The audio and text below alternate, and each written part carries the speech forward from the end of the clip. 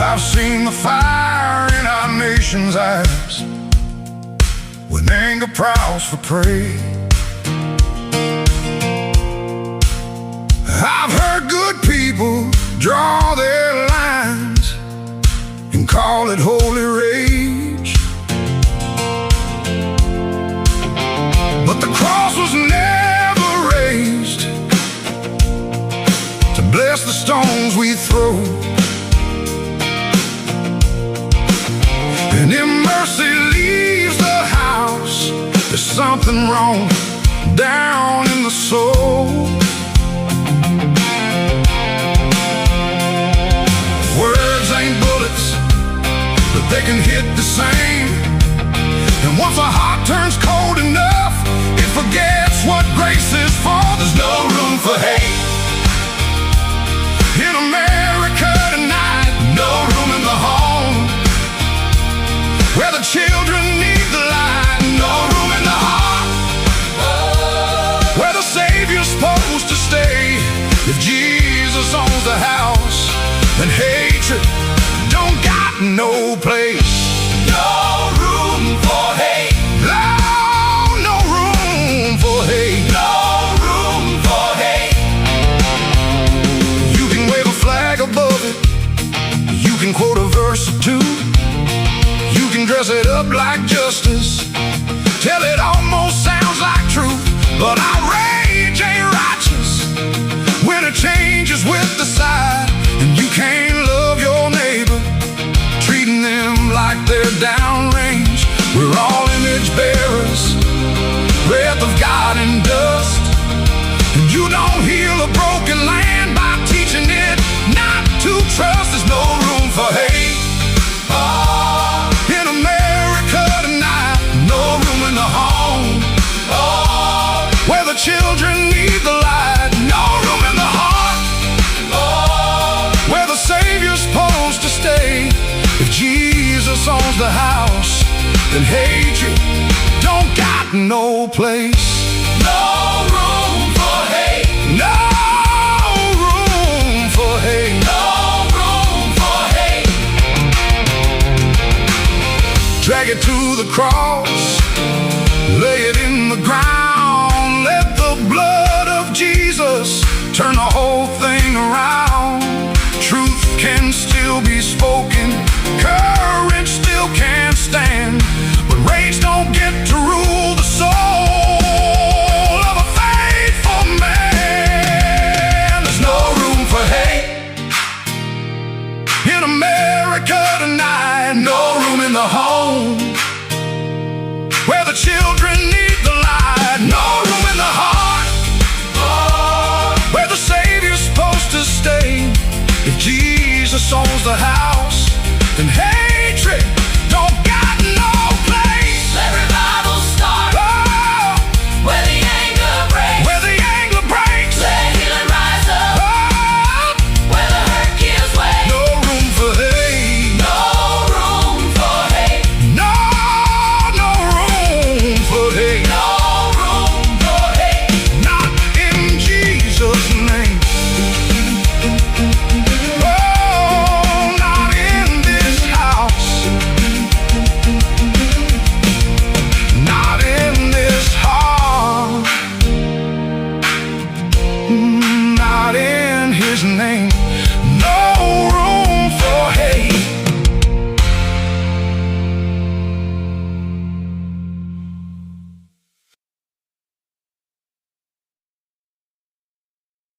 Hello Hello, friends. Do you have a moment so that we may discuss our Lord and Savior Minarchy?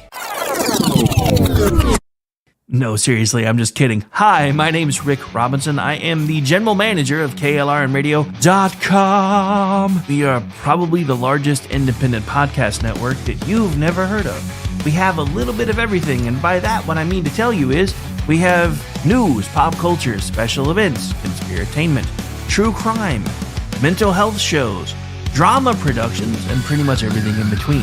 So if you're looking for a new podcast home to grab a little bit of everything that you love all in one place, come check us out. You can find us on X under @KLRNradio. You can find us on our Rumble and our YouTube channels under the same names. You can also find us at KLRNradio.com and pretty much every podcast catcher known to man. So again, feel free to come check us out anytime you like at KLRNradio.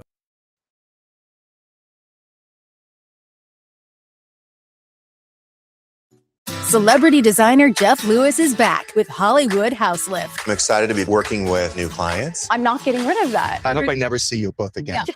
An all-new season. Those have to go. That has to go. From oh, wow, It's been an actual nightmare. to oh, wow. This is such an upgrade. With celebrities like Josh Duhamel, Christina Ricci, and Gina Rodriguez. Dazzle me, Jeff. It looks like Chuck E. Cheese. Stream an all-new season of Hollywood House Lift with Jeff Lewis, now streaming on Freevee.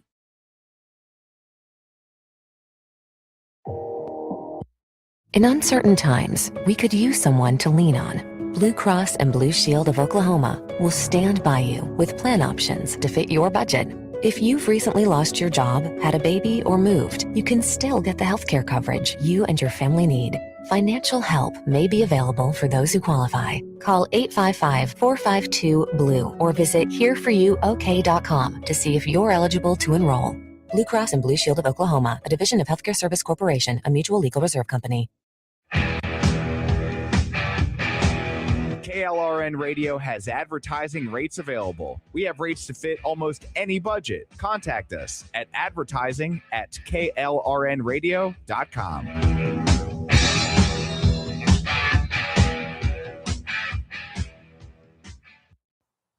The following program contains coarse language and adult themes. Listener discretion is advised. And before we officially get started today, I just wanted to let you know, because, I have connections. A friend in D.C. snuck a camera into Rep. Hakeem Jeffries' office. So we'll be checking in with him throughout the show today. You can see him on the screen right now. He's not having a good one. We'll get into more about that after we officially start the show right about now.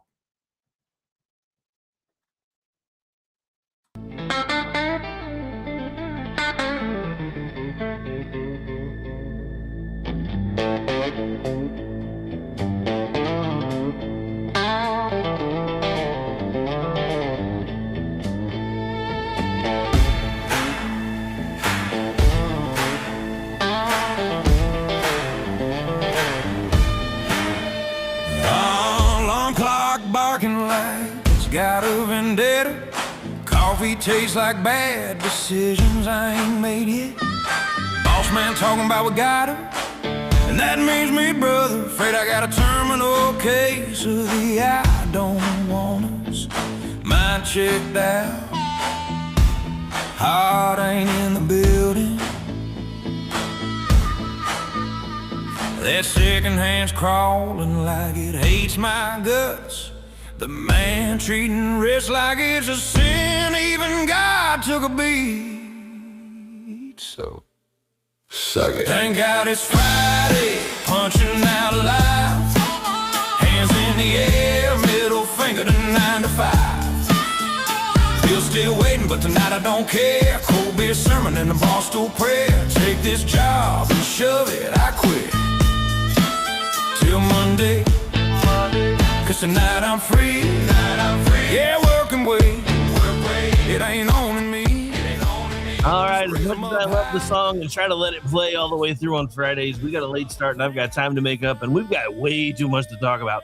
So, as I mentioned a moment ago, thanks to connections in DC, I do have a camera currently trained on none other than Minority Leader Hakeem Jeffries. You can see him in the live shot right now. He is not having a good day, ladies and gentlemen. We're going to get into more of that in a moment as we officially get started here. Welcome into the program. It is the Finally Friday edition. Don't forget, I'll be working most of the day today. So we've got this one. I'll be with you at a little bit after probably 1, since we got a late start my time, so a little bit after 2. Then I'll be back for those of you that live on the East Coast. And then be back at 3 o'clock for the weekend news roundup. Then later tonight, He Said, She Said with the lovely Aggie Regan at 8:30. But without further delay, because there's way too much to talk about and not enough time to talk about it in, we're going to get things started here. So hang on. And I'm going to have to do my manual script because my other idea didn't work. And by script, I mean notes, not real script, but it's what my producer buddy calls it. So we're going to back up here for a second because I have a manual version up here while he's trying to put my not online version together so I don't have to keep changing screens, but it's all right. It'll take me a second. God, I forgot how long these things are when we have so much to talk about. So many notes, so little time. Am I really just now in hour 2? So yeah, I don't actually do full scripts because that's something that's always kind of bothered me. But I do usually try to make sure that I have some guardrails in place. So hang on. Okay. All right, so it's Friday, and apparently the news cycle decided to hand us a constitutional brawl, which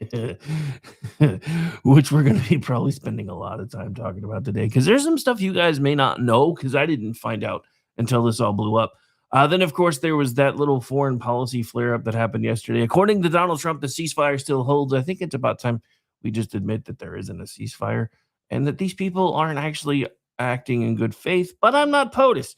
There was also a UFO file dump that involved NASA, Apollo astronauts, and lots of weird little dots all over the moon, because normal Fridays have apparently been discontinued until further notice. Today, we have 3 big stories, and somehow they actually fit together, which is interesting when that happens. Virginia politicians, they decided to test whether they could sell a partisan redistricting play under the label of restoring fairness.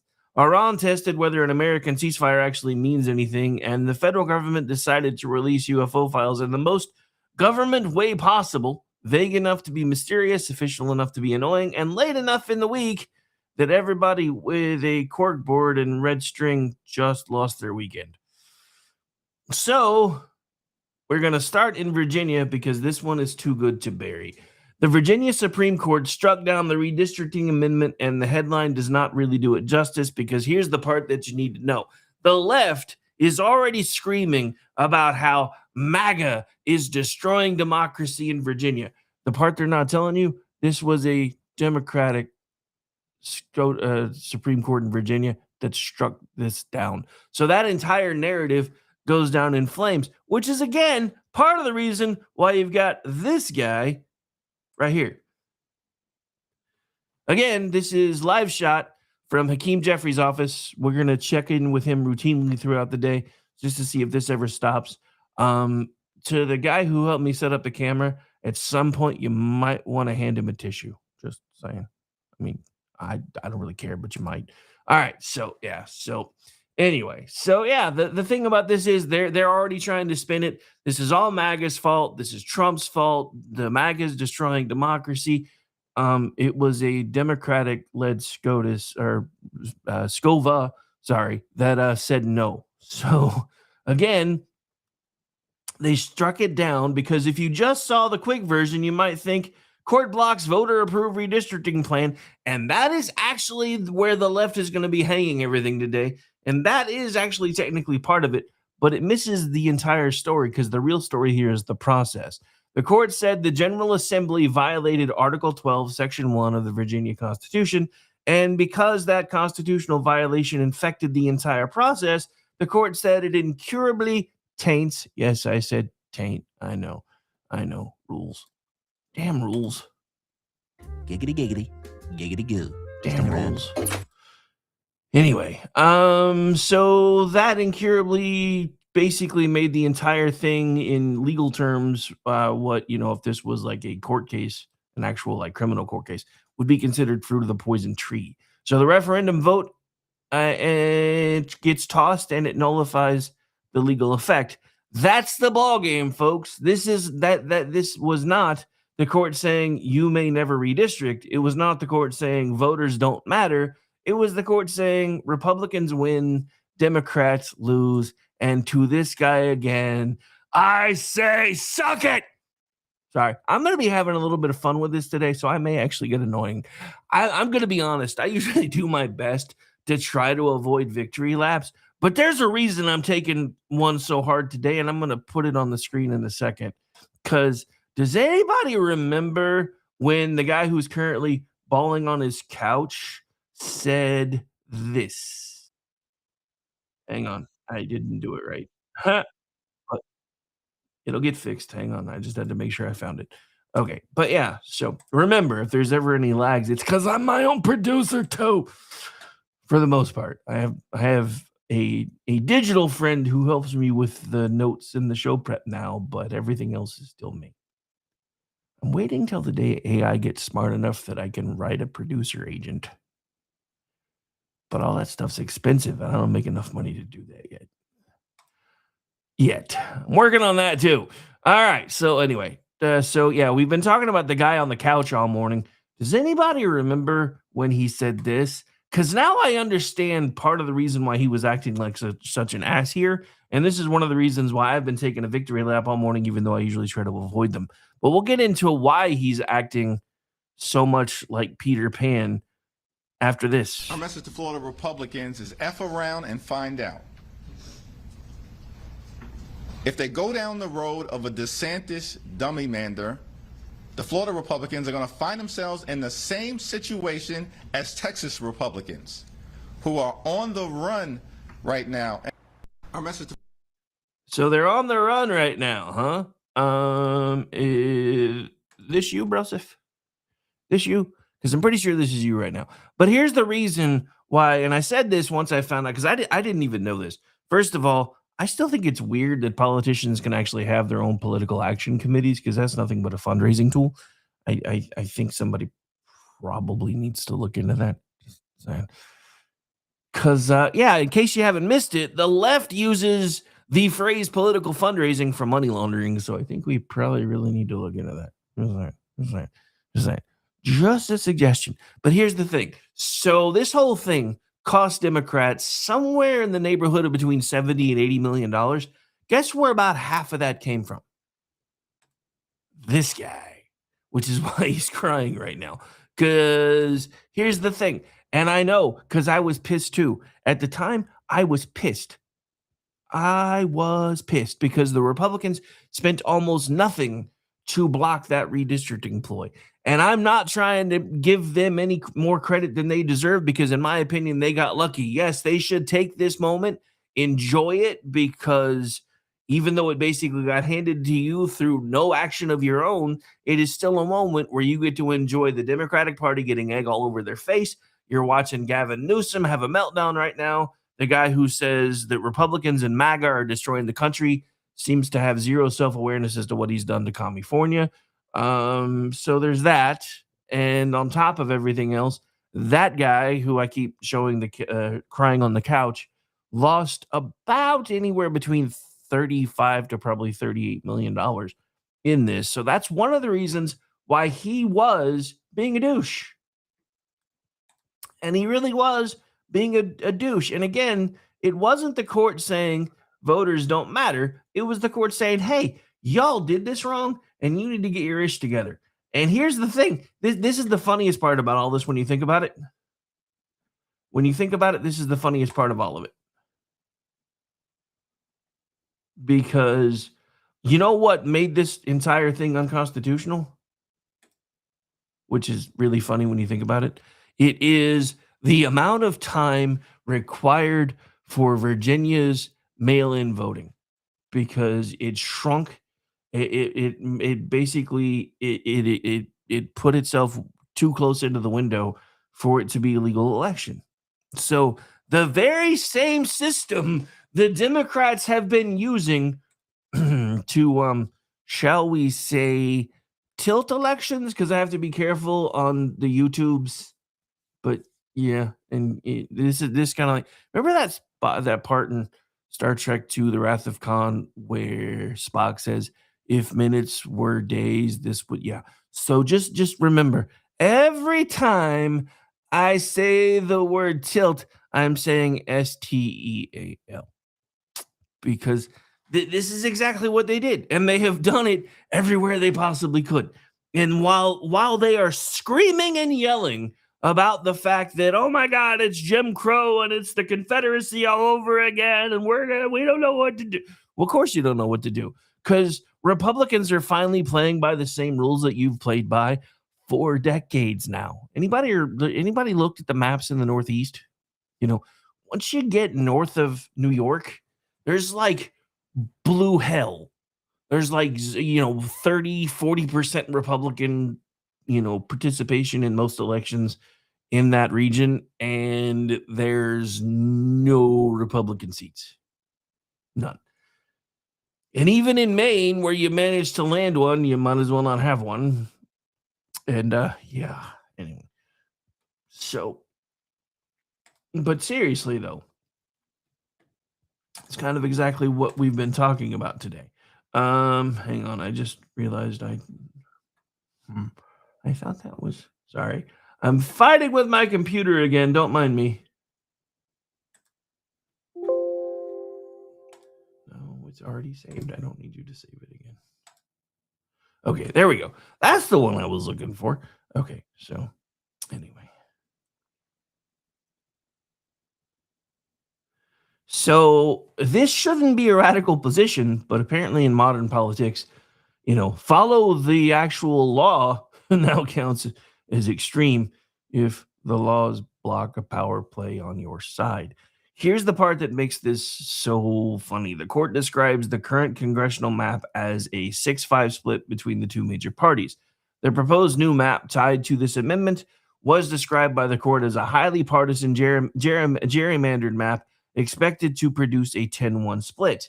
Now, I'm just a simple radio guy, but when you take a 6-5 split map and try to turn it into 10-1, I'm going to need you to stop calling that restoring fairness. And yes, that was the language on the actual ballot. The ballot asked voters whether they wanted to amend the Constitution to allow the General Assembly to temporarily adopt new congressional districts to restore fairness in upcoming elections. Restore fairness. That's the kind of phrase that should make every voter reach for their wallet and yeah, and I was going to say something even worse, but I think I'm going to leave it there. Their calculator and review the fine print, because the practical result was not some beautiful neutral angels singing over civics class reform. The practical result was a map that could have taken a state with a roughly competitive delegation and turned it into something closer to a 10-1 partisan split. And again, here's the thing. And I don't know if the VA Supreme Court used this in their determination or not, but the irony is, if you look at the vote as it came in on the night that it came in, it really was kind of a 6-5 situation. So it's kind of like the courts went, maybe if this had passed 10-1, maybe we could see where you were trying to go with this, but it didn't, because it passed closer to the margins that we have listed. But even if that wasn't the case, the problem is, again, they violated Virginia Constitution. And the irony is, it was their own BS that hoisted them on their own petard. So again, Reb Jeffries, I don't know how much of a slush fund you have in that pack, but I'm pretty sure I know why you're crying on your couch today.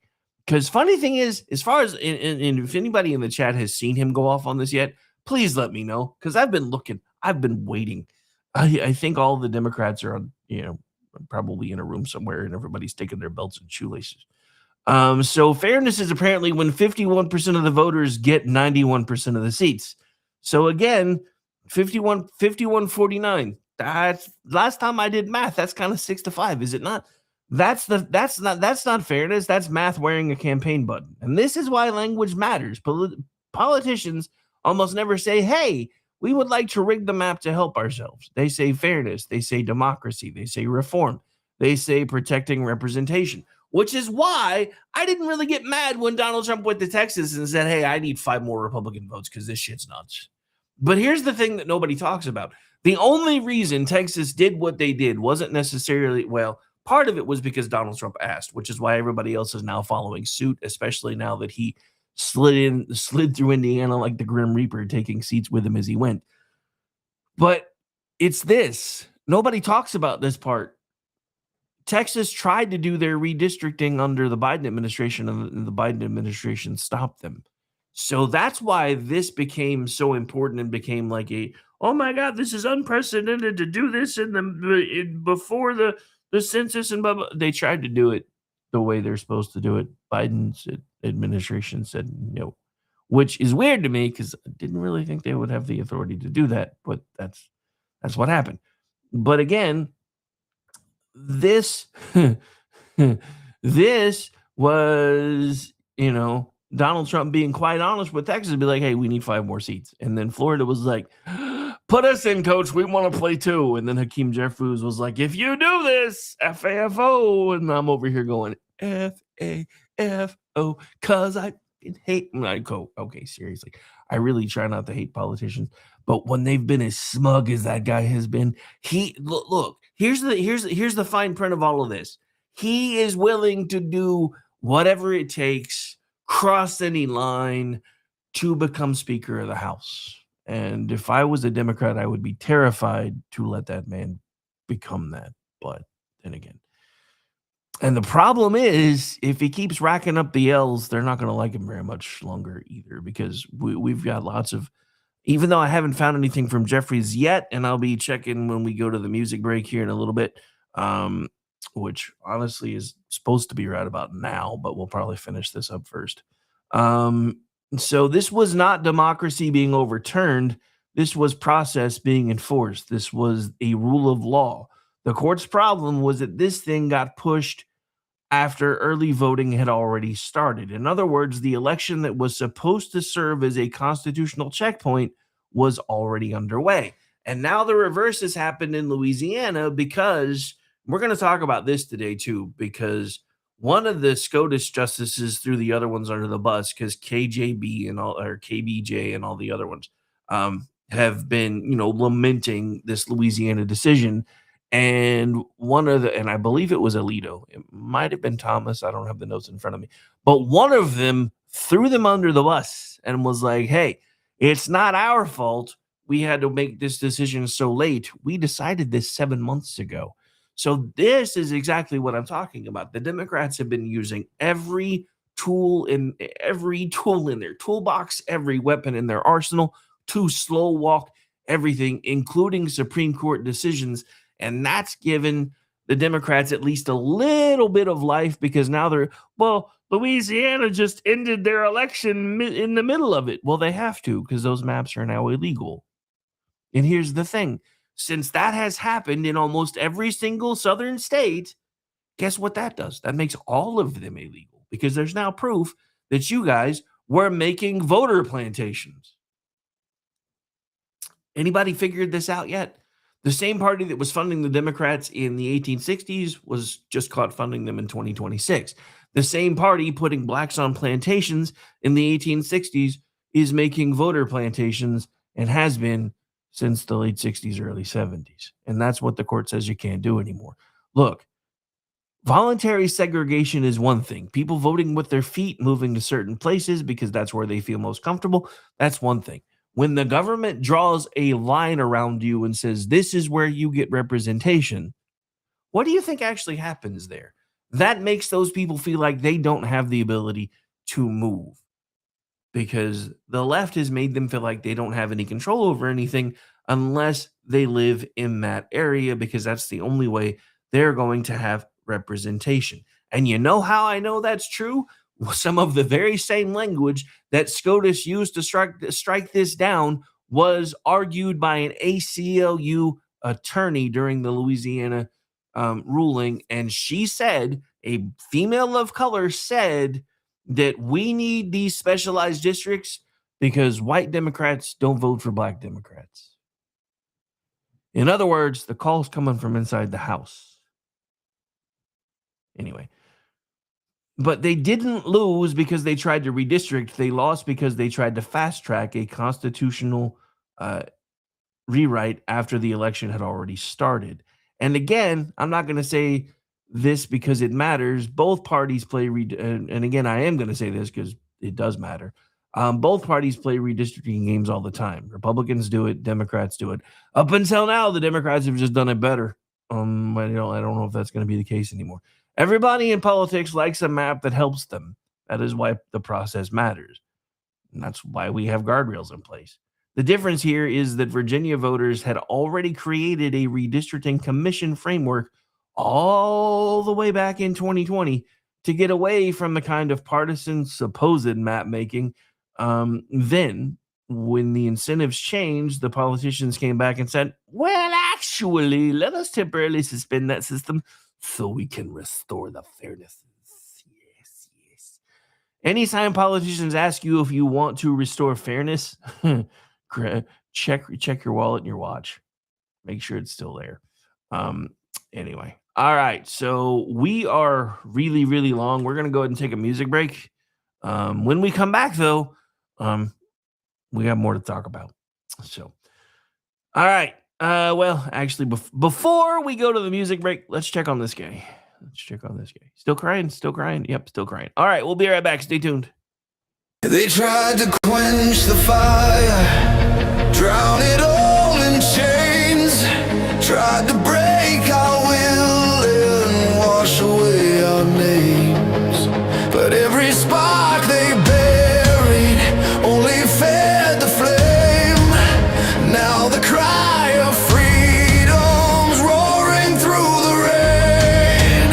Hear the cry of freedom on the winds of change. Every voice united, breaking every chain.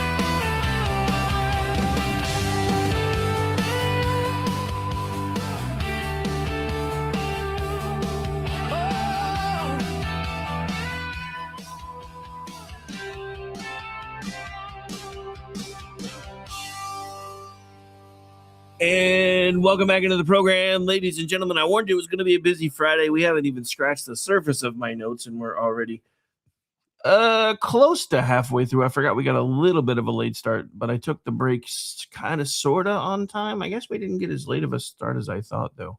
About 2 minutes off. Anyway, so we're back. We're live, and as promised, remember this guy? Remember this guy? Remember? Because Pepperidge Farm remembers. Yeah. So apparently he is so distraught that all he could do was put together this right here. Well, that didn't work. I was trying to do them together, so I'll have to fix that in a minute. Usually it lets me combine things now, and I'm still trying to figure that part out. So hang on. But let's embiggen this, as my good friend BZ says, which helps me not have to hit that giggity button as often. This is from the guy who's currently curled up in the fetal position, probably crying on the couch in his office. Hakeem Jeffries, Democratic leader. Over 3 million, hang on. Do I have any? No, I really need to put together some sad music for moments like this. I don't have any, and I don't want to do any copyright violations. I know we have music rights, but it's a pain. Anyway, so over 3 million Virginia citizens cast their votes in a free and fair election. Just imagine the, sad violins playing in the background while I'm reading this. Yet, the state Supreme Court has chosen to invalidate their voice, disenfranchise them, and violate their due process rights. The decision to overturn an entire election is an unprecedented and undemocratic action that cannot stand. MAGA Republicans have adopted voter suppression as a strategy, as also evidenced by the far-right extremist on the Supreme Court gutting the Voting Rights Act to open the door to a Jim Crow-like attack. Sorry, had to be done that way. On black representation across the American South. We are exploring all options to overturn this shocking decision. This is a shocked face, I promise. Democrats will win in November, and so we can help rescue this nation from the extremism being unleashed by Donald Trump and the Republicans. Our fight is not over. We are just getting started. Just getting started. Yeah, that's him over there in the corner up there. Yeah, that's him. That's him. Crying like the little. See, I knew I'd figure it out eventually. Crying like the little biatch that he is. That's him up there in that corner. So yeah. We're just gonna leave that like that for a minute, I think, just because I just want that side by side while I say this. Again, I do everything I can to avoid victory laps, but after the whole FAFO thing that you did after you thought your 37 million dollars probably helped push this thing over the edge. I hope you enjoy the schadenfreude that you have unleashed, sir, because I'm sure your mentions are going to be really, really fun today, and I have already tried to be part of them. I doubt you'll ever see it, but that's okay too. All right, so let's fix this because I don't need this anymore. We can make that go away, and let's get that back to that. All right, so let's keep going. Okay, so again, I know I'm having way too much fun with this today. And I will admit, I have so much notes and so many things going on. We may actually extend the show a little bit unless I can find a way to make up some time. So anyway, back to this. So again, because this is what happens when democracy cosplay runs into constitutional procedure. That's what we're looking at today, because that's exactly what's happened. Because the Democrats keep telling you they are fighting for the rule of law, and yet they don't seem to grasp the concept when a Democratic majority says, hey, y'all didn't do this right, so come back and try again later. So that leads us into the next piece that we're going to be talking about, because the same political pattern does not stop at the water's edge. In Virginia, politicians tried to sell process breaking as fairness. Across the pond, British voters just sent their own message to the governing class. And this is kind of the point that I've been getting at for a while. It's not just MAGA anymore. There are people that are tired of the establishment global elites, and they're doing what they can to try to clean house everywhere. Now, again, I'm going to stand by this. I think it may be too late for the UK. This gives me a bit of hope, though, and I don't know if you have seen this. We'll get into the Iran stuff later, but before we get into that, I want to take one kind of a step towards the whole international stuff and take a softer step overseas, because what happened in Britain fits this same frame that we've been talking about today. The UK had a major round of local and regional elections, and the early results show a rough night for Prime Minister Keir Starmer's Labour Party, while Reform UK made major gains. That is actually from the Guardian's election coverage, just so you know where I'm pulling this from. Now, I am not pretending British local elections maps perfectly. I'm sorry, hang on. So I'm not pretending the British local elections map perfectly fits onto the American political system. Different system, different parties, different issues. But the mood, they're probably feeling a lot like I feel today for the folks that were on the winning side. So to me, that kind of feels familiar. Voters feel ignored. They feel lectured to. They feel like the political class keeps using polished language to explain why the people are wrong about everything in their own lives. And eventually, when people feel ignored long enough, they don't file a complaint. Not in the way you think, because they realize that doesn't go anywhere but to the establishment, so they start voting against it. That is what populist backlash looks like. And remember, to the political class, populism is a bad word. It does not always arrive neatly. It doesn't always arrive through the party the establishment wants, but it does usually arrive. And when it arrives, as has kind of been a recurring theme this week, the bill usually comes due. And the political class always acts stunned when they get handed that bill. They spend years telling voters that concerns are dangerous, backwards, hateful, or even unsophisticated.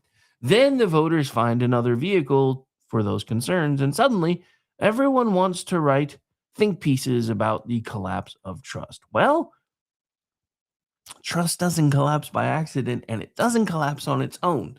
It collapses when people feel the rules are not being applied honestly. It collapses when leaders use nice words to cover ugly outcomes. It collapses when the people in charge stop listening and start managing public opinion instead. This is the bridge from Virginia to Britain and other places in the country too, as far as America, because part of the reason we don't trust anything anymore is not only are we finding out that our politicians are lying to us, we're finding out that the political class is stealing from us and taking that money and shifting it to people that come in from overseas and using the very system that they say is designed to protect us and make sure that we're okay to do it. And I think that may be part of what's driving Britain's anger as well. So, again, none of this happens by accident. In Virginia, the court said you cannot call a partisan power play restore fairness and skip the constitutional process. In Britain, voters seem to be saying you cannot keep governing like the public is a problem to be managed and then act shocked when the public decides to manage you back. And so before we move from ballots to battleships, let me give you one quick piece of good economic news, but according to the left, it's really not, because as always, they move the goalpost. The April jobs report is out, and the economy added a whopping 115,000 jobs. And I say whopping because everybody seems to forget that one of the reasons the job numbers looked so impressive over the last, and I'm going to say this even happened a lot during Trump's last term, was because government jobs, public sector jobs, were outpacing private sector jobs. And what little bit of private sector growth there was going to people that shouldn't even be here in the first place. So Yes, 115,000 jobs doesn't sound impressive until you realize that one, it beat expectations. The employment rate stayed at 4.3%, which is they're pretty close to where they want it. And wages were up a total of 3.6% over the year. March was also revised up.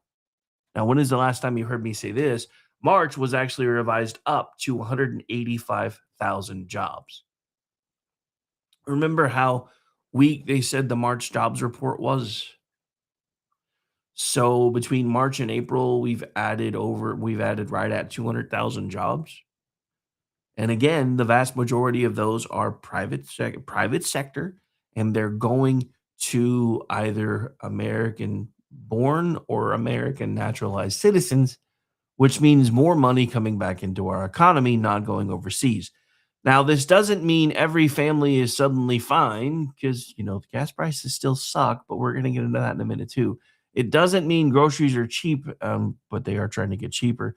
It doesn't mean insurance is affordable, but here's the thing with insurance. Once you make it mandatory, they decide to do whatever the hell they want to do, and there's not much you can do because there isn't in some cases, there isn't a lot of competition, especially with medical insurance. And the problem is, even with car insurance, because they have allowed interstate competition there, now that they can check your credit score, even though legally they're not supposed to be able to do that, some of you, and thanks to my divorce a few years ago, still me too, get raked over the coals. I went from paying like $80 a month to, I don't even want to say. Anyway. But it's because they know you've got to have it. So, again, groceries aren't necessarily cheap, but they are getting cheaper. Insurance is definitely not as affordable as it once was. And gas prices, those are stinging right now. Even yesterday, because I was out running errands and I was like, I'm too tired to stop here. So I'm just going to stop by the house. And which for me, I live in the middle of nowhere. So by the house is still almost 12 miles away. But because I live in the middle of nowhere, I should have stopped about 8 miles earlier because I would have saved about 60 cents a gallon, but I was tired and I didn't care. But here's the thing. While you're in, look, I'm not saying that I like these gas prices. Please do not misunderstand me because I do not. But I understand why we're paying more for gas. And while you're listening to the left scream and yell about, oh my God, is this what you voted for? You know what I voted for? My kids not having to worry about glowing in the dark. That's what I voted for. You know what I voted for? My grandkids not having to worry about glowing in the dark. What is that old adage? If there has to be war, let it be in my time so my children and my grandchildren can know peace. That's where I'm at right now because we have watched Iran run roughshod over the entire world since 1979. You want to, you know the brand of Islam everybody hates? Guess who that is? Guess who's at the head of it? That's Iran. You want to talk to me about there being peaceful Muslims? You know how we can find out for sure if there are peaceful Muslims? Get rid of the assholes that are agitating the Muslims. Guess who those people are? Iran. Their fingers are all over everything that we have ever tried to stop when it comes to Islam. All of it. They are there. Their tendrils are there. Their agents are there. Hezbollah, which is being fought in Lebanon by Israel right now. Guess what? The reason Iran keeps saying we're not coming back to the table until you guys stop whacking Hezbollah is because that's one of their groups. Guess what? There is not an extremist Muslim group that does not have ties to Iran. These are the last people we should be allowing to have a nuclear weapon. And I have been saying that almost as long as Donald Trump has been saying it. He's been saying it a little bit longer because I wasn't publicly active as long as he's been publicly active. But I have been saying this for as long as this has been on our radar. Everybody keeps talking about the Obama deal and how Donald Trump is basically trying to reconstitute the Obama deal. Do you know there's part of this Obama deal that almost nobody's talking about that would have allowed them to have weapons-grade nuclear material by the end of 2026? You know why? Because Barack Obama was in office from 2009 to 2016. So he wouldn't have cared if they had nukes by 2026 because he's 10 years down the road by now. You know who should care? Us, because again, I don't want my kids or my grandkids glowing in the dark. This is something, and I'm going to say this again, this should have been addressed on January 21st, 1981, assuming the swear-in dates were the same as they are now. I haven't checked the math because I don't remember if it ever moved. But it wasn't, because as soon as Ronnie Reagan got in office, Iran was like, maybe we should let go of these hostages. You know what? That was a good first step. And we should have celebrated that. And then we should have said, okay, so now what's going to happen is you're either going to turn the country back over to the people that you overthrew, or we're going to come in and do it for you.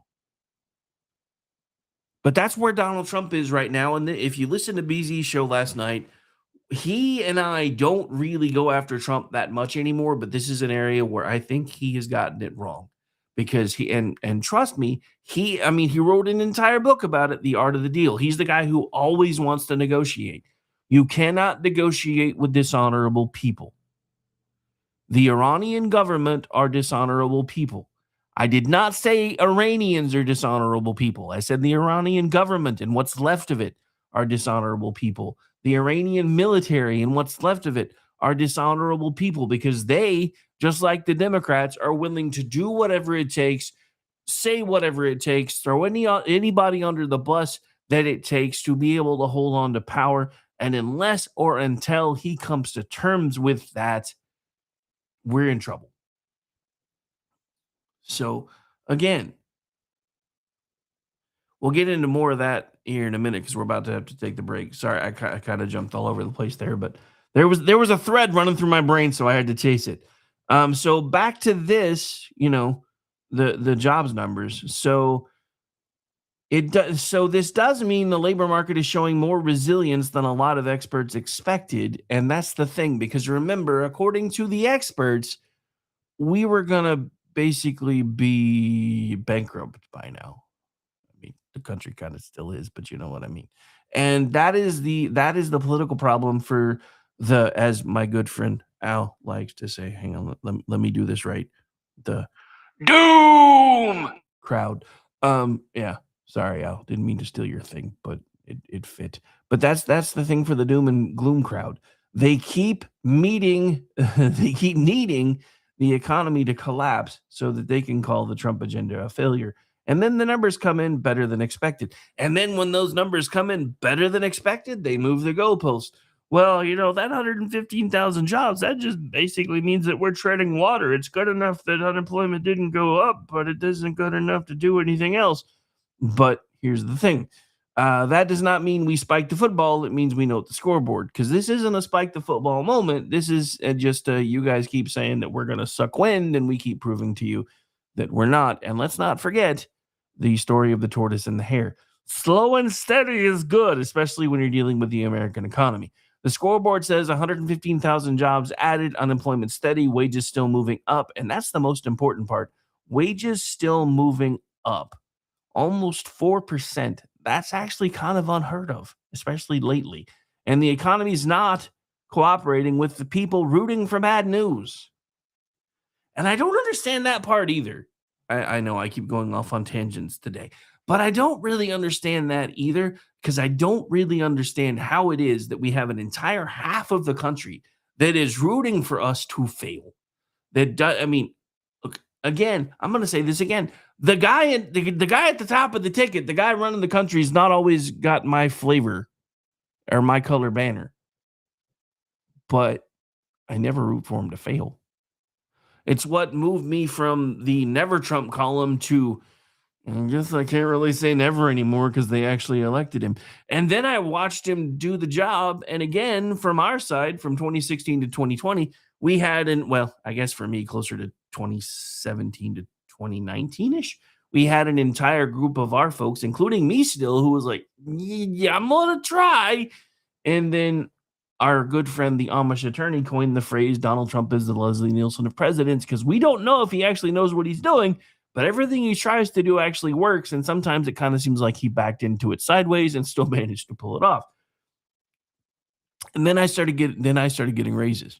Remember, I worked for the state at the time. I started in 2015. I got one raise after I passed my probationary period. Hadn't seen a raise until 2017. And there was no indication that we were going to be getting one anytime soon. And then the economy started ticking up, and they're like, hey, we've got money for raises. Now, none of them were great. It's not like I went from making like $40,000 a year to $60,000 a year overnight or anything. But while Trump was in office the first time, not only did I get one raise, I got a total of 4 separate raises for the entire pretty much 4-year term that he was in office, which was unheard of because, again, worked for the state at the time. Was on loan from the University of Oklahoma to the Oklahoma Department of Human Services Child Support Division through a contract that they have. Don't even get me started on that because I had no idea how incestuous the relationship was between the state and state schools until I started working there. And that just seems really weird. All right, so we're going to take the break because we're pretty much at the bottom of the hour, so we might as well take it now. Since we've got an extra few minutes, I'm going to go ahead and do the military tribute now because that should put us back on time. And when we come back, kind of fitting anyway, we'll take the military tribute break and then come back and talk about Iran a little bit more. My name's Rick Robinson. This is the Finally Friday edition of The Rick Robinson Show. And I hope every single one of you is having a wonderful, great, amazing Friday. And I hope you are enjoying all of the schadenfreude that has come to pass today as much as I am, and we may or may not get back around to some of that. But even if we don't right now, I'm sure it will come up during the weekend news roundup. We'll be right back. Stay tuned.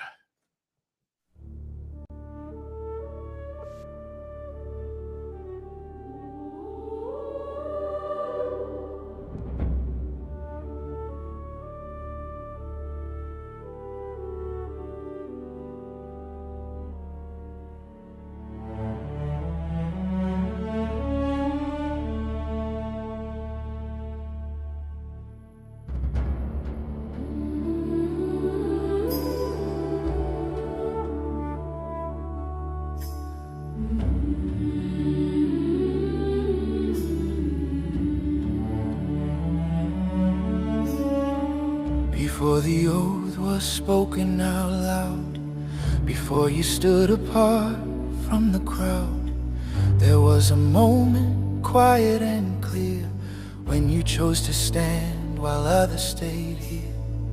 You raised your hand with a steady resolve, knowing some nights don't end when the mission's done. Not for glory, not for the pay, but for something worth more than walking away. Only hold the line. They carried the weight where the roads ran long, through dust and heat When the days went on, holding ground mile after mile, doing the work that rarely drew a smile. They stood their post when relief ran late, shoulders squared under the pull of fate. not chasing headlines, not asking why, just staying put when others pass by. We stand and watch in different ways, different nights, the same long days.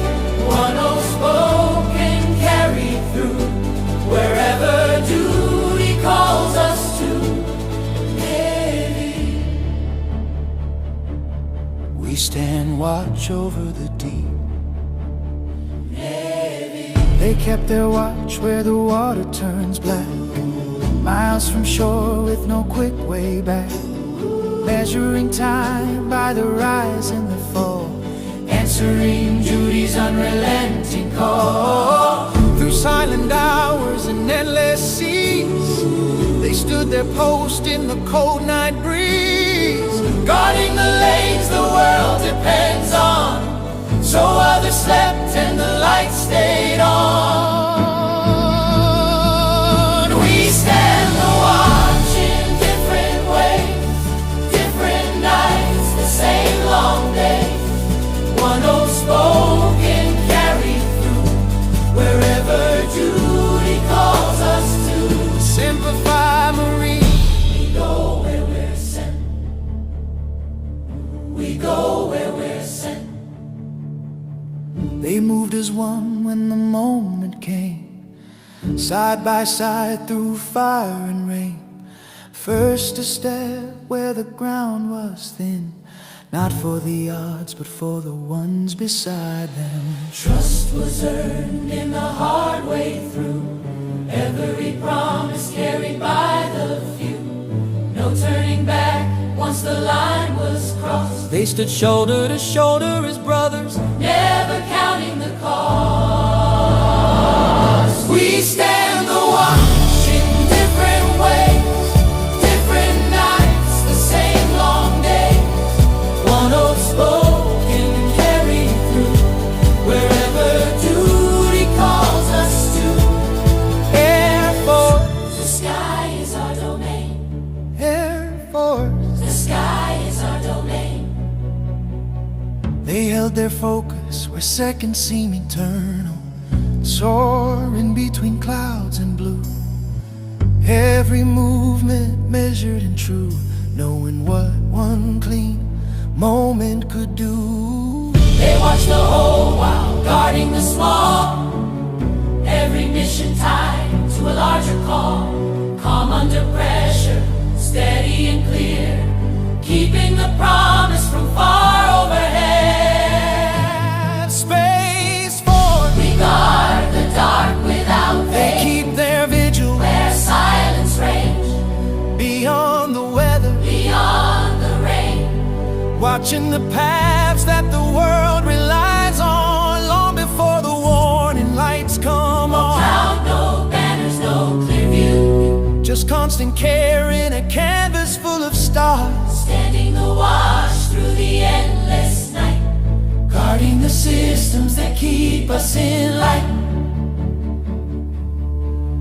while the watch is kept and the lines hold fast. There are lives still moving on the other side of that. Empty chairs and quiet phones, long goodbyes that don't feel done.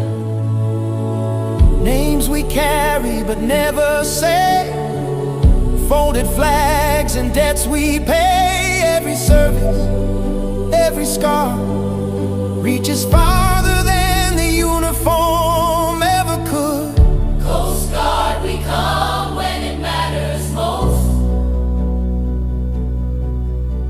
They launch into storms when hope feels thin. Turning back isn't an option then. Hands reach out where the waters rise, pulling lives back from the edge of time. No headlines waiting when the call is done, just breathing restored and another life won. Every rescue, every return, a quiet promise kept in the worst conditions. We stand the watch In different ways, different nights, the same long days. one oath spoken carried through, wherever duty calls us to. For the ones who raised the right hand high, Swore the oath and didn't ask us why. for the nights you stood where freedom cost. We remember, we honor, we won't forget the loss. From the ground to the sea to the open sky, to the guardians above where the silent stars fly. Every branch, every badge, every battle scar, because you stood. We live free. Lord, each know. We stand here freely. Because others stood before us. We accept the weight of what was given and the cost that came with it. We promise to remember those who serve, those who stand watch still, and those who never came home.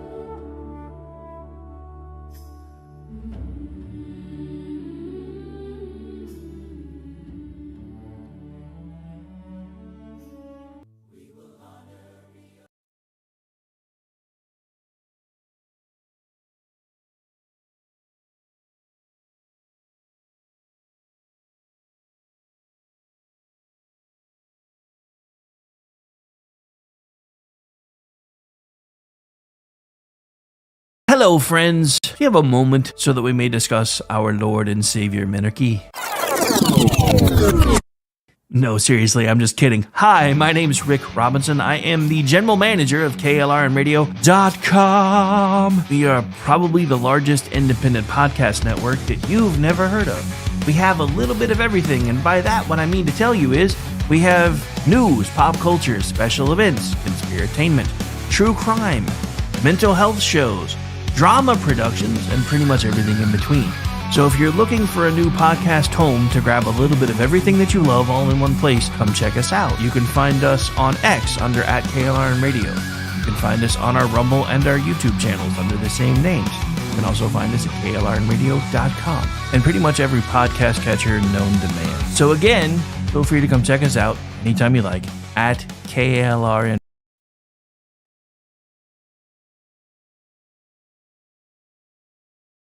Hi, everyone. This is JJ, the co-founder of Good Pods. If you haven't heard of it yet, Good Pods is like Goodreads or Instagram, but for podcasts. It's new, it's social, it's different, and it's growing really fast. There are more than 2 million podcasts, and we know that it is impossible to figure out what to listen to. On Good Pods, you follow your friends and podcasters to see what they like. That is the #1 way to discover new shows and episodes. You can find Good Pods on the web or download the app. Happy listening.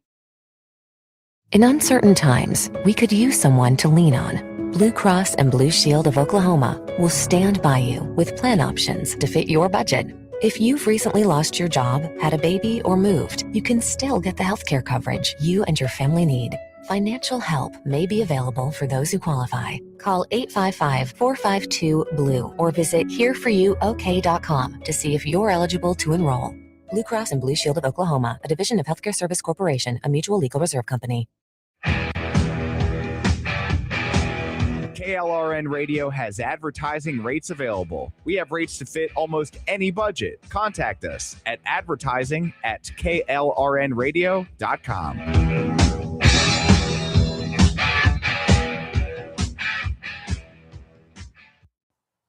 The following program contains coarse language and adult themes. Listener discretion is advised.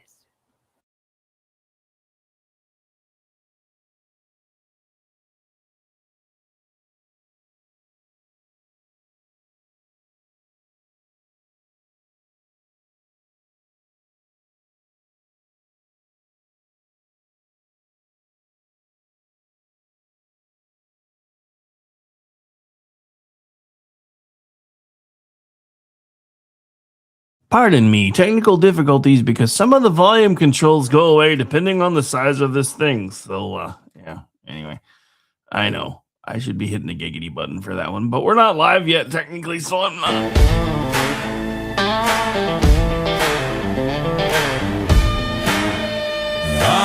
Alarm clock barking like it's got a vendetta.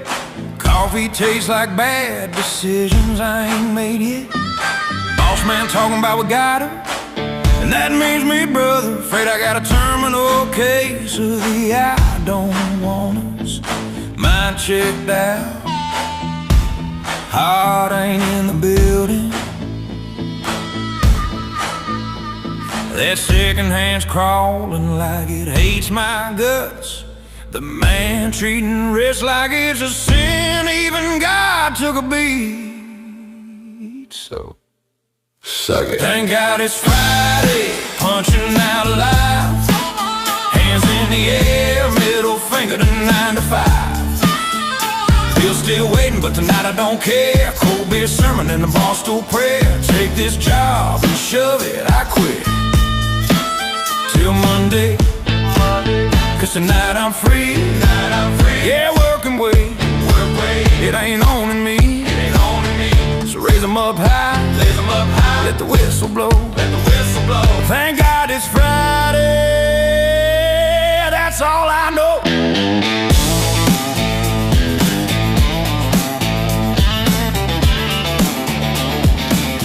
And welcome into the It's Finally Friday edition of the Rick Robinson Show. And I know some of you are mad at me because I keep cutting that one short today, but it's because we've got so much to get through and so little time.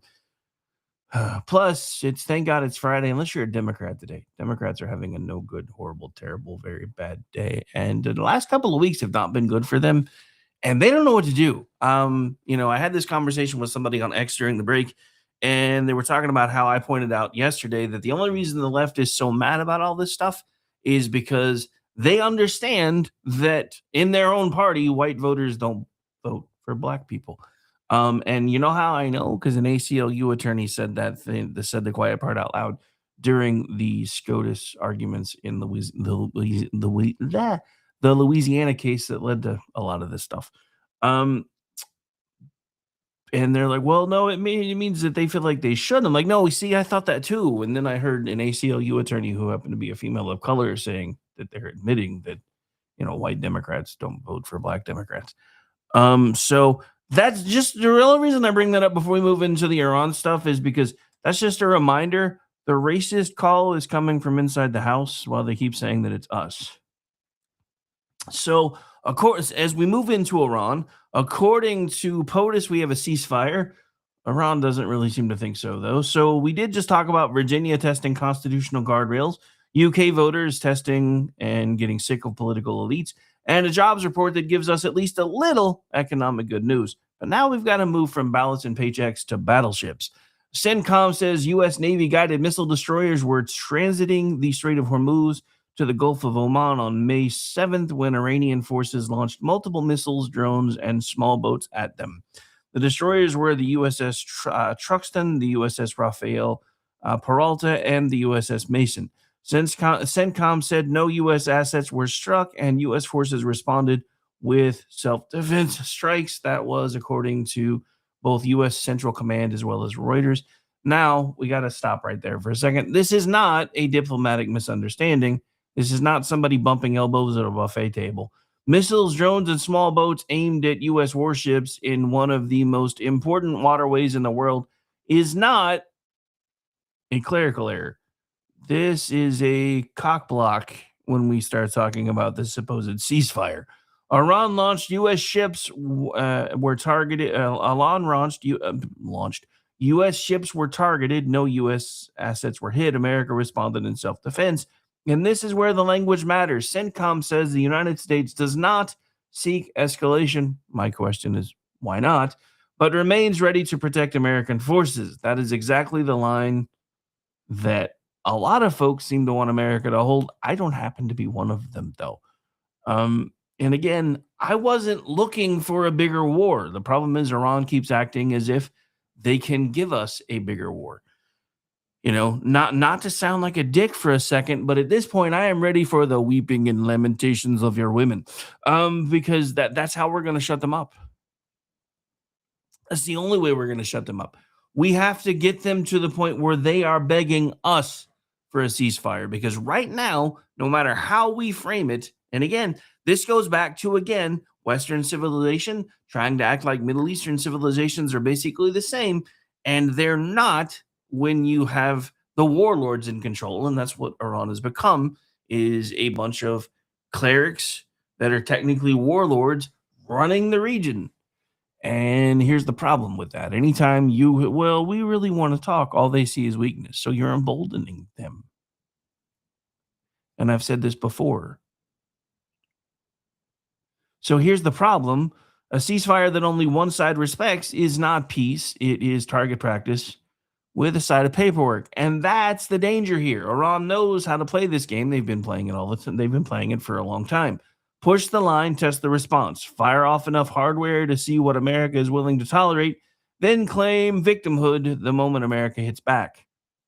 That's not new. That's been their playbook for the entire time that the regime took over the area. They provoke, they deny, they accuse, they bargain, they regroup, and then they do it again. So the first point is simple. America does not need to escalate because they've already done it. And also, America doesn't need to apologize for defending our own people. That's not warmongering, that's deterrence. So we're going to do a little bit of a deeper dive into this before we get into some of the funner stuff for Friday. I mean, I've of course, been having a little fun at Jeffrey's expense throughout the day, but we've got some other fun stuff too. We've got some We've got the UFO files. I've been doing a little scraping and digging there. We'll get into that later. So let's widen it out a bit because the Strait of Hormuz is one of those pieces a lot of people hear about, but not everybody stops to think about why it matters. The Strait of Hormuz is not just water on a map, it's one of the arteries of our now global economy. Everybody remember that idea they had about war after World War II to tie all the world's economies together? Now, here's the real reason that nobody tells you why Donald Trump keeps pausing. Because I hate to say it, but thanks to that interwoven economic web, we can't really bomb anybody back to the Stone Age anymore, especially when they're practically there already anyway, because it starts causing ripple effects through the rest of the world markets.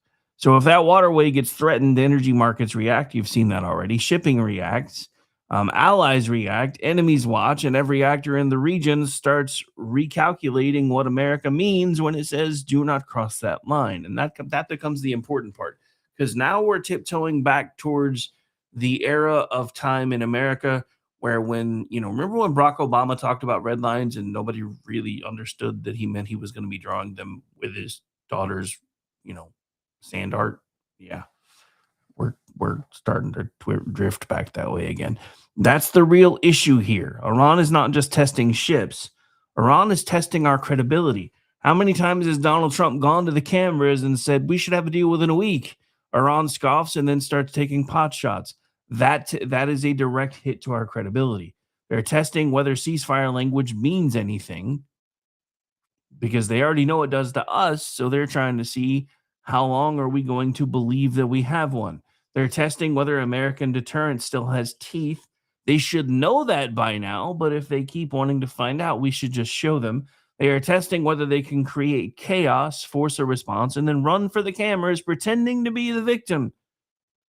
And we shouldn't fall for it. It doesn't mean I'm cheering for war. But again, we didn't start this fight. When I say we, I mean people that are, my age, because we didn't make the decision in the 50s that started all this mess. The American leadership and the British leadership at the time did. This is our mess.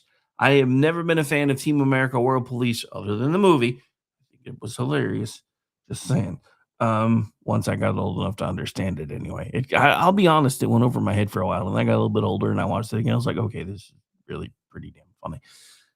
But, so never really been a fan of Team America World Police. But again, this is our mess. Again, this is something that should have been taken care of a long time ago. This should have been addressed in 1981. They never should have been allowed to take root, take hold, and do all the things that they've been allowed to do. Because again, if you really want to talk about the bad actors when it comes to Islam, because everybody wants to tell me there are peaceful Muslims. Okay, so let's assume for the moment that is true, just for the sake of argument. We are letting the non-peaceful Muslims run an entire region and then do everything they can through proxies to destabilize that region and try to take us down with them. How much longer are we supposed to let them do that? So again, I'm not cheering for war. It doesn't mean we treat every provocation like the opening scene of World War III, or I guess in this case it would be World War XII, thanks to Ilhan Omar. It means we understand that peace is not maintained by pretending aggression didn't happen. Peace is maintained when the cost of aggression is clear. If Iran can fire missiles, launch drones, and then send the small boat fleet at American destroyers, and the world's response is, well, let's not make anybody mad, then you're not preserving peace. You're teaching Iran that the line is flexible. That one line that you tried to make clear to them, you cannot cross this line or else. And how many times have we seen Donald Trump use that language too? They have this amount of time to come to the table, and if they don't, then we're going to take care of it. He's now used that same line on Truth Social at least 3 or 4 different times that I can see. As a parent that raised children, that's a mistake.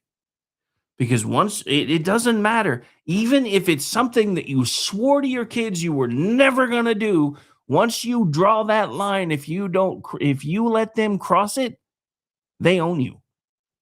And they know it. They know it too. And so does Iran. And that's the problem because we keep talking really, really tough. And, well, we think we're going to have a deal in the next few days. And then Iran does this.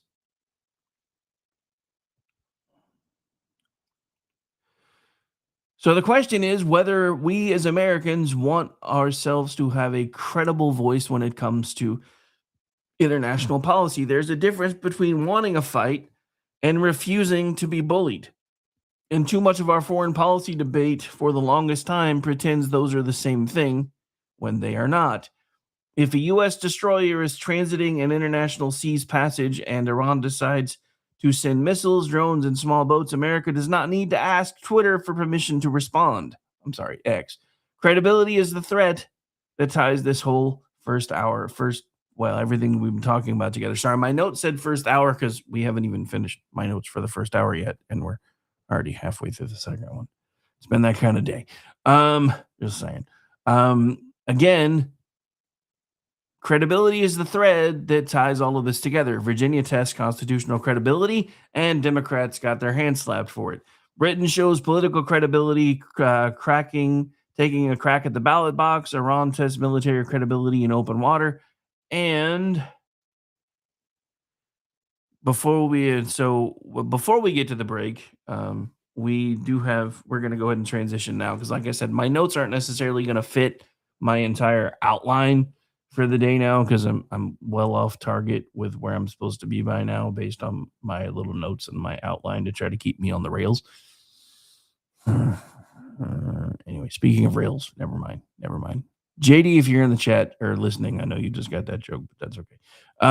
So yes, there's another bit we're going to get to start the fun portion of the show. The federal government has started releasing UAP, UFO documents. NASA is in the mix. This includes Apollo 17. They apparently had some weird stuff going on near the moon. And yes, I checked for lizard people, so you don't have to. Spoiler alert, no official lizard people yet, which is exactly what the lizard people would want me to say. And here we go. So we've talked about Virginia. We've talked about the UK. We've talked about jobs. We've talked Iran. Now let's look up. And by up, I mean because apparently the federal government decided that Friday was the perfect time to release UFO files and tell America, here, you figure it out. The Pentagon has started releasing new UAP files, and the NASA angle is my Fun Friday piece here. One of the files involves a NASA photograph from the Apollo 17 mission in 1972, showing 3 dots in a triangular formation. Reporting on the release says the Pentagon caption states there is no consensus about the anomaly, while preliminary analysis suggests it could, in fact, be a physical object. There are also Apollo 17 transcript fragments getting attention. Reporting on the release says astronaut Ronald Evans described bright particles or fragments drifting by as the spacecraft maneuvered, and the crew compared some of what they were seeing to a fireworks display. Now, let me be very clear. We're not confirming aliens here. I know we have one on staff, but I'm required to tell you. I know that ruins the bumper sticker, but we're going to be responsible adults for at least the next few minutes. This is not the government saying, yes, little green men are real and they have been borrowing cattle since 1947. This is the government saying, here are unresolved files, here are images, here are transcripts, here are some Apollo weirdness on the side, and we don't really know. So since we don't have consensus, we're just going to let you figure it out, which honestly makes a lot of this even funnier. NASA gave us 3 dots over the moon, and the Pentagon said, yeah, we don't really know what that is. That is government speak for we have no idea, but please don't. Well, actually, no consensus. Sorry, I messed up my own joke because I did it out of order. The Pentagon said no consensus. So that is, in fact, government speak for the joke that I rushed. For we have absolutely no idea, but please don't start yelling Independence Day quotes at your neighbors. I mean, I guess you can. It's a free country. And this is why it's the perfect Friday material. It's weird enough to be fun, official enough to discuss, and vague enough that every person listening can pick their own level of conspiracy responsibility. The files don't prove aliens. They do prove that even the moon apparently has weird stuff in the background of old family photos. And honestly, that kind of tracks. You ever look at an old family picture and there's somebody in the background that nobody can identify? Now imagine that, but on the moon, and the background guy might be moving at orbital velocity. Again, not saying aliens, but I am saying if NASA has to explain 3 dots over the moon, I'm listening. And I'm Dr. Fraser Crane. Just kidding.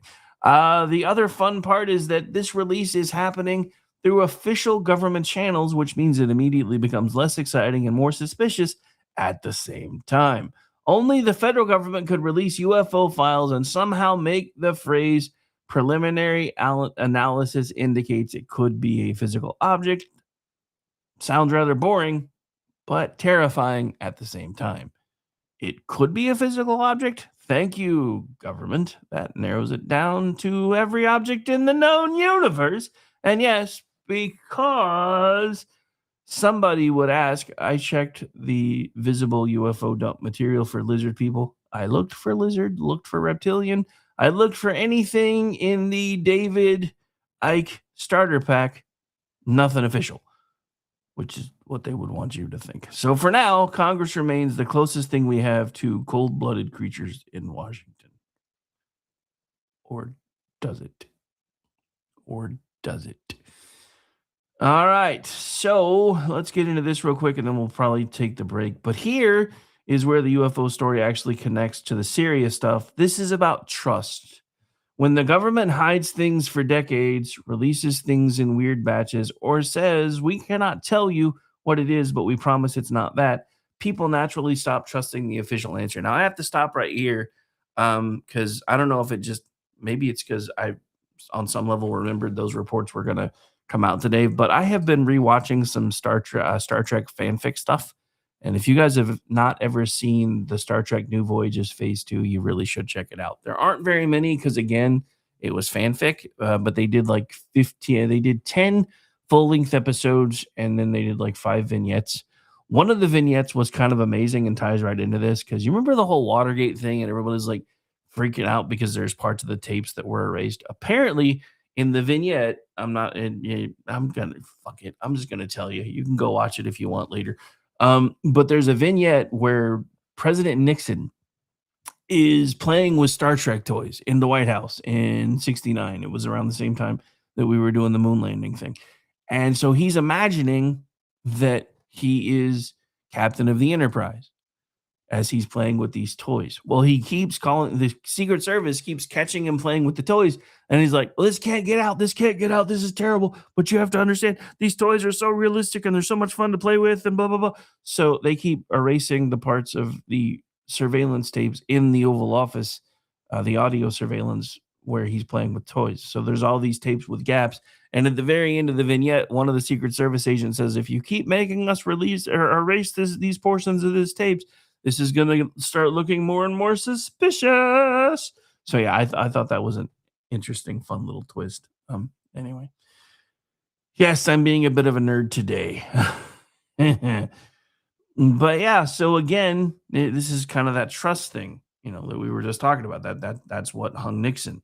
Now, there's all kinds of stuff, and I've gotten some stuff from a few sources that I'm still trying to suss out about what actually happened with Nixon. And when I know more, you will, because there's been a couple of folks that have tried to slip me things, and I'm not naming any names or anything yet because I'm still reviewing. But apparently there might have been more going on there than we think. And no, I don't mean the vignette that I just talked about was what actually happened. So when the government hides things for decades, releases things in weird batches, or says, we cannot tell you what it is, but we promise it's not that, people naturally stop trusting the official answer. And sometimes that skepticism is healthy. I would change sometimes to most times, honestly. The problem is when skepticism turns into a choose your own reality novel. So the responsible position is this: release the files, show the public what you can show, protect legitimate national security secrets where you must, but stop treating adults like children who cannot handle the fact that the sky occasionally contains some weirdness. Because if the files are boring, fine, let us see they are boring. If the files are weird, fine, let us see the weirdness. But do not tell the public nothing to see here and then quietly release Apollo moon dot photos on a Friday. That is how you make normal people buy corkboards. And before we bring the transparency conversation home to Oklahoma, let me give you one quick local morale booster. The Thunder are currently up 2-0 on the Lakers after a 125-107 win, and I do not want to overstate this, but any day Oklahoma City gets to make Los Angeles sad is a good day for me and for most Oklahomans, because why not? And honestly, it fits the theme better than it should, because whether it's politics, government, or basketball, the scoreboard matters. You can complain about the refs, you can argue about the process, you can spin the story. But eventually somebody looks at the numbers. And right now the numbers say OKC 2, Lakers 0. So we are going to take the break. When we come back, we're going to go from fun scoreboard to the serious one, how Oklahoma measures transparency, due process, and whether state agencies are playing by rules the public can actually see. Back after the law enforcement tribute break. Stay tuned.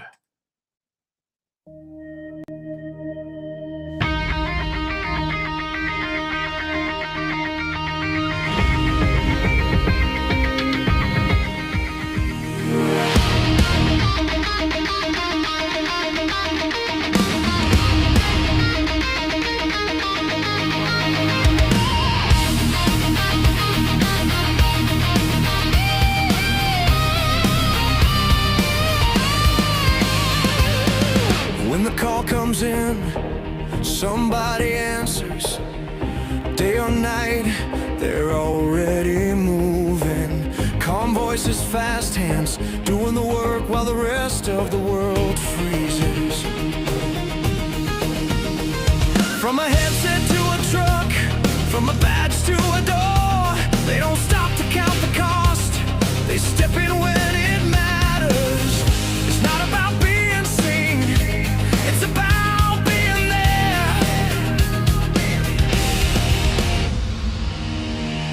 They're holding the line when the lines go dead, standing their ground when the world goes dark.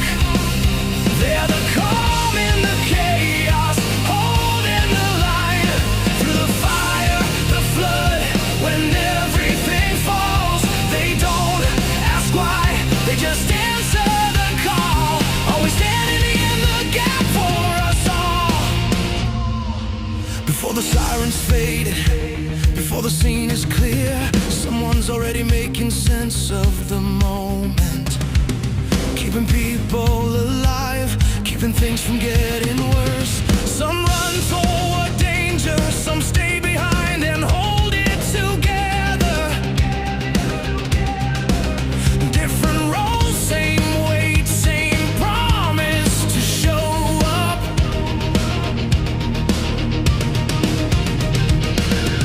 When everything's on the line, they're already there. They're holding the line when the lines go dead, standing their ground when the world goes dark. They're the calm in the chaos, holding the line through the fire, the flood. When everything falls, they don't ask why, they just answer the call. Always standing in the gap for us all. This is service, this is sacrifice, this is how lives are saved. No spotlight, no applause, just showing up again and again. They're holding the line when the world goes dark. When everything's breaking, they hold their ground.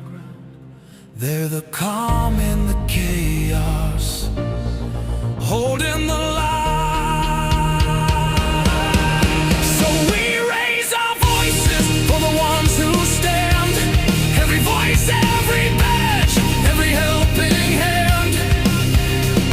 They don't ask why, they just answer the call. Always standing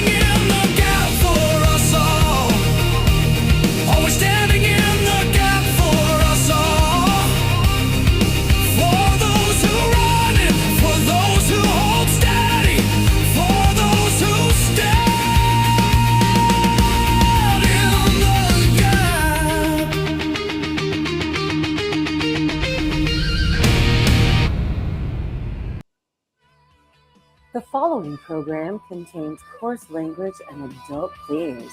Listener discretion is advised.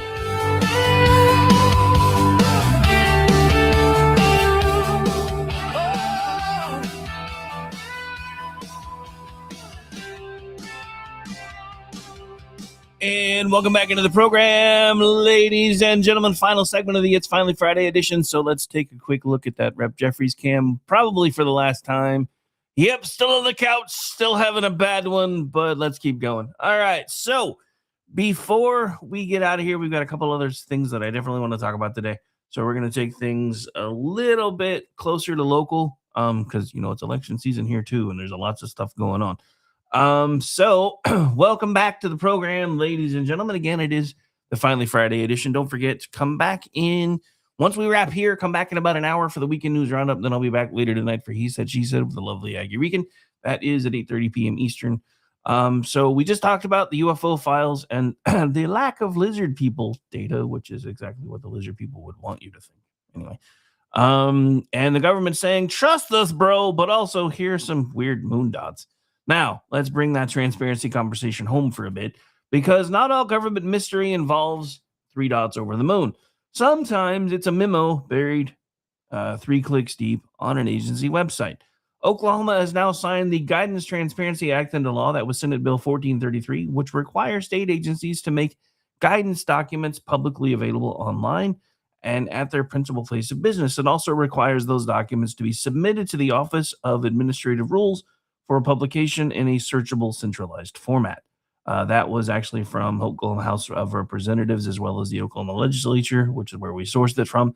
Now, that may not sound as exciting as, you know, the UFO files. There's no Apollo mission. There's no mysterious particles. There's no lizard people officially. But this probably affects your life more, especially if you live in Oklahoma, because government does not only separate or does not only operate through giant laws with dramatic floor speeches. A lot of government operates through guidance documents, agency memos, bulletins, interpretations, internal policies, and this is how we do things. You know, that all involves paperwork. You know, the how we do things stuff involves a lot of paperwork. And if those documents affect how a citizen, a business, a school, a local government, or a nonprofit gets treated by an agency, then the public should be able to see them. Not exactly sure when that became controversial, and it shouldn't be, but kind of seems like it's going to become that way. If the rule affects me, I should be able to find the rule, you would think. If the agency is using guidance to interpret the law, I should be able to see that guidance. If bureaucrats are making decisions based on internal documents, those documents should not be treated like sacred scrolls in a basement archive. Show us the rules.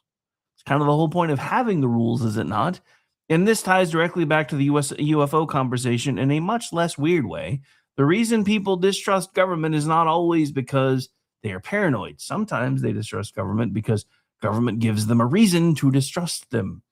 It hides things, it buries things, it changes the interpretation. Remember that whole vignette thing that I was talking about? One of the breakaway lines for me of that entire thing was when one of the Secret Service agents was like, why do we keep having to make up excuses for why we're deleting this stuff? Just tell them we're the government. We can do what we want. Yeah, that hit home for me. It tells people that is just guidance right up until the guidance is used to make somebody's life a lot harder. Transparency is not just about files that make headlines. It is about the day-to-day paper trail of power, and Oklahoma moving toward more public access to agency guidance is a good thing, in my opinion.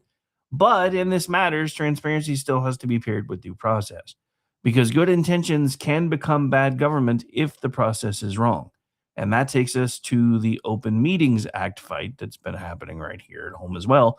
Governor Kevin Stitt vetoed House Bill 3278, which dealt with Oklahoma's Open Meetings Act. His stated reason was due process. The governor's office said the bill would have allowed the attorney general's office to unilaterally determine that a public body violated the Open Meetings Act without formal legal action and without giving that body a meaningful chance to defend itself. Now, Attorney General Getner Drummond strongly disagreed and called for an override, arguing the veto hurt transparency and taxpayers. So we have a real Oklahoma fight going on here. And this is where we have to be consistent. Transparency is good. Open government is good. Public meetings do matter. But even good goals can be used to concentrate power if the process is wrong. Transparency without due process can become just another kind of government power. This is exactly what Virginia ran into the other day, because not transparency, but just a government overreach. Again, it was Democrats' own lengthy mail-in voter process that they passed to make sure that they could get enough votes in to make things the way they wanted to get them, again, to tilt. And if you were paying attention earlier, you now know what that code word means. The election. But so it was their own stuff. But kind of the same thing here. The governor is worried, hey, just because I trust the current attorney general with something like that, and it doesn't mean we should trust any future attorney generals with that kind of power. That's kind of bordering on the whole FISA power thing that the federal government has, with a lot less red tape. So I don't know. I got to admit, having had the government on my show when I was doing local morning stuff and almost landed a full-time gig as a local morning host here, I have been siding not with him so much in the last several months. I happen to agree with him here, though. Transparency without due process can become just another kind of government power. You do not fix backroom government by creating a different backroom with a different set of doors. That's the same lesson as Virginia. We just talked about that. You do not get to say fairness and skip the Constitution. And again, not even talking about the federal Constitution. They trampled all over Virginia's own Constitution. A Democrat court overrode them, and now they're screaming about MAGA. You do not get to say transparency and skip due process. You do not get to say public trust while giving one office, judge, jury, and enforcer power without a meaningful chance for the accused body to defend itself. And that is not me saying the Open Meetings Act does not matter. It absolutely matters. The public's business should be done in public, but process is not a technicality. Process is the thing that protects everybody when the politics get ugly, and it does happen even here in Oklahoma. And that brings us to one more close of show story, because when politicians ignore process, hide the rules, raise the cost of living, punish success, and call it compassion, eventually people stop arguing and start leaving. According to Town Hall's Amy Curtis, who will be joining us here in a little bit for the Weekend News Roundup, she has a piece today looking at analysis from the Committee to Unleash Prosperity using IRS migration data from 2012 to 2023. The claim is that nearly $2 trillion in cumulative income has shifted out of blue states and into red states over that period that we just discussed. New York reportedly lost about $680 billion in adjusted gross income. California about $503 billion, while Florida gained about $1.3 trillion, and Texas gained $371 billion. That was, again, pulled from Amy Curtis's Town Hall article. And again, she is a regular contributor here to the Weekend News Roundup, and she'll be with us in just over an hour, probably talking about a little bit more of that in more detail. Now, I'm going to be very careful with the wording here, and I'm going to save a lot of this for when Amy can talk about it if it's one of the stories she decides to pull from today. This is not the IRS putting out a press release saying, blue state's bad, red state's good. No, that's my job, because that's pretty true. Anyway, this is not, but this is, an outside analysis using IRS migration data. But the IRS does track state-to-state migration using tax return address changes and adjusted gross income flows. So the underlying kind of data is, in fact, real. The left wants you to think it's not, but it is. And the trend is simple.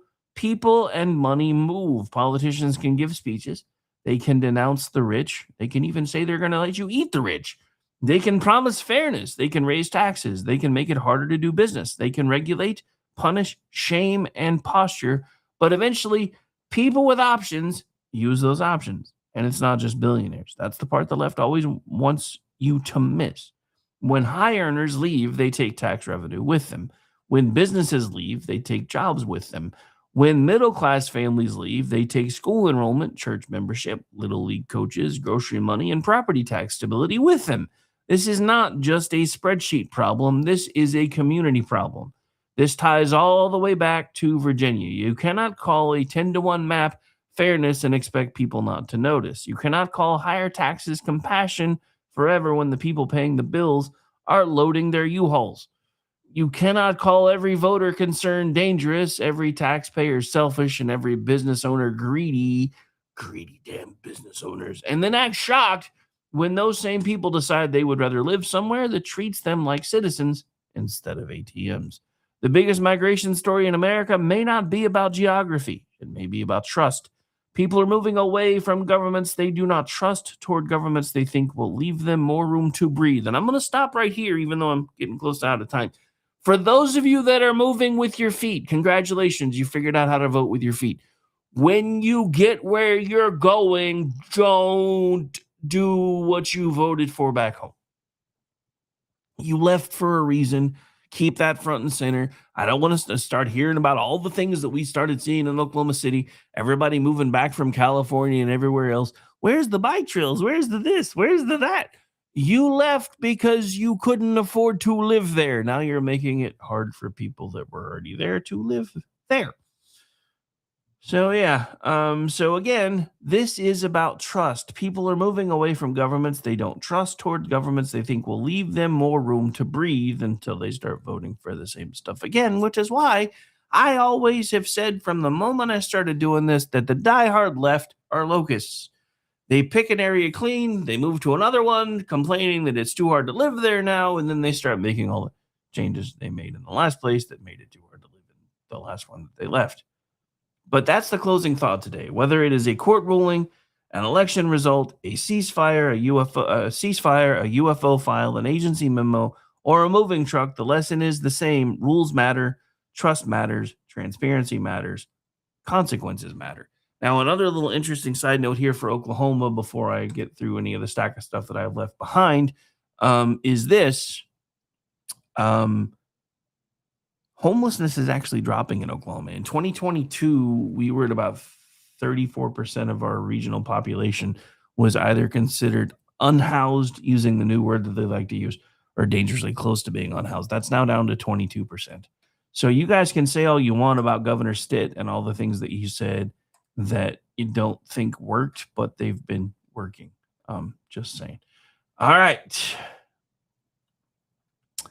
But so anyway, let's see. I know I've got a couple things that I had on the board that I didn't use. So since we actually managed to keep a few minutes on the score clock, let's keep going here. All right. So I'm going to talk about this real quick, going back to Virginia, because the meltdowns have started in earnest now. This is from Jim Acosta 2 hours ago. Trump gets to redraw maps in his states, but the Democrats cannot do the same. What is happening to our democracy? Jim, let me tell you what happened to your democracy. You started extending your voting windows so far out that you left yourself no room to make emergency changes. That's why. That's why. So again, just as a reminder, a Democratic justice wrote the opinion striking down a Democrat gerrymander. So this was not Republicans.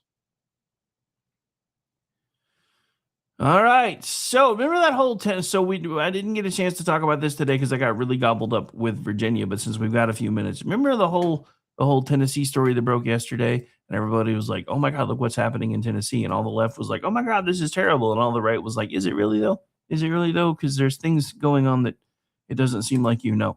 So I've got a clip where people kind of got surprised by something because, of course, the entire argument about this redistricting stuff is this is MAGA trying to hurt people of color.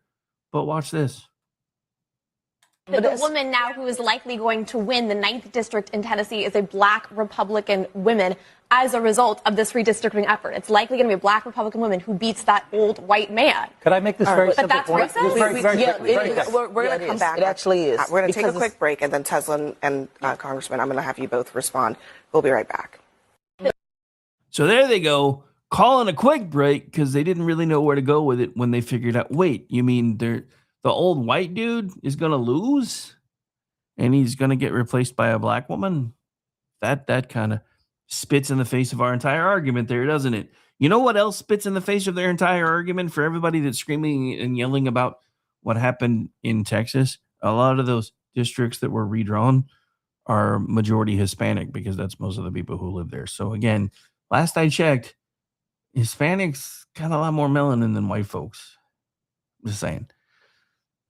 I'm just saying. So all of this, when it gets right down to it, is just stupid. This is all a bunch of just stupid stuff. And I'm sorry, I'm gonna enjoy all of this while I can, because I'm sure the party that I vote for quite often will probably screw this up. But, I'm gonna say this again for the Republicans that might be paying attention, because I know we have political folks that pay attention to this show, even though they try to pretend that they don't. This was as close as I have ever heard a legislative body come out and basically call one side a cheater over the other. And if you don't think that's the thing that they're trying to do, this happened on Wednesday. And yeah, this is a bit of a longer clip, but I'm going to let the whole thing play for the most part. So here we go. 11. I recognize a member from Olmsted, Representative Quam. Thank you, Mr. Speaker and members. This is just to require the full removal of deceased people from the voters' rolls. And before you ask, well, nobody deceased is voting, the federal system at SSA has checked registrations and has flagged deceased people registering in the state of Minnesota. It's not a huge thing, but let's take care of it by cleaning up the roll. Oregon is doing it and other states are doing it, so it's not an unusual thing to do. Let's just vote green.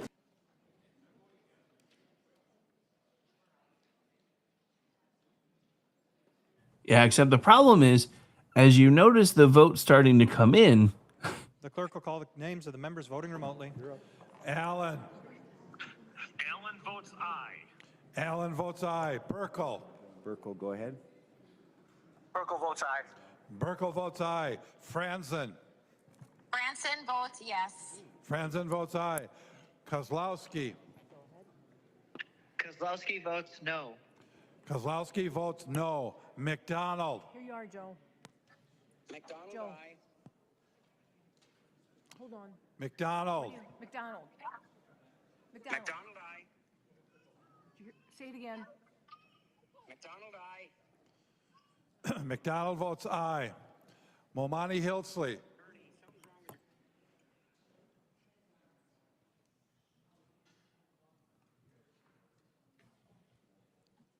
Momani Hildsley. Momani Hildsley, no. Momani Hildsley votes no. Wolgamott. Wolgamott votes no. Wolgamott votes no. The clerk will close the roll.